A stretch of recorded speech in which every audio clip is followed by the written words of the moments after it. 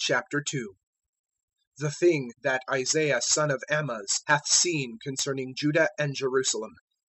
And it hath come to pass in the latter end of the days, established is the mount of Jehovah's house, above the top of the mounts, and it hath been lifted up above the heights, and flowed unto it have all the nations.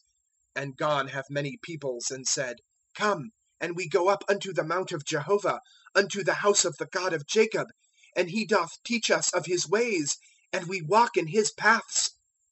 For from Zion goeth forth a law, and a word of Jehovah from Jerusalem. And he hath judged between the nations, and hath given a decision to many peoples. And they have beat their swords to plowshares, and their spears to pruning hooks. Nation doth not lift up sword unto nation, nor do they learn any more war. O house of Jacob, come, and we walk in the light of Jehovah. For thou hast left thy people, the house of Jacob. For they have been filled from the east, and are sorcerers like the Philistines, and with the children of strangers strike hands. And its land is full of silver and gold, and there is no end to its treasures.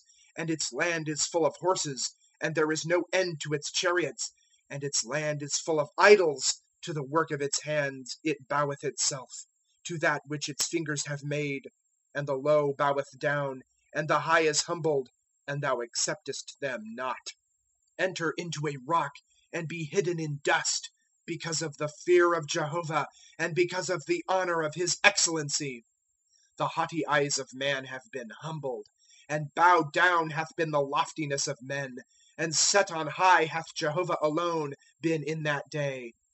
For a day is to Jehovah of hosts, for every proud and high one, and for every lifted up and low one, and for all the cedars of Lebanon, the high and the exalted ones, and for all oaks of Bashan, and for all the high mountains, and for all the exalted heights, and for every high tower, and for every fenced wall, and for all ships of Tarshish, and for all desirable pictures.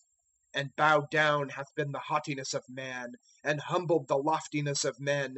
And set on high hath Jehovah alone been in that day, and the idols, they completely pass away. And men have entered into caverns of rocks, and into caves of dust, because of the fear of Jehovah, and because of the honor of his excellency, in his rising to terrify the earth.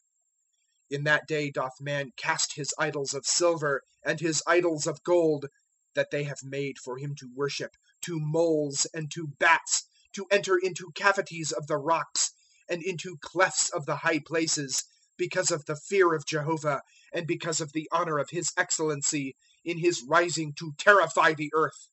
Cease for you from man, whose breath is in his nostrils, for in what is he esteemed?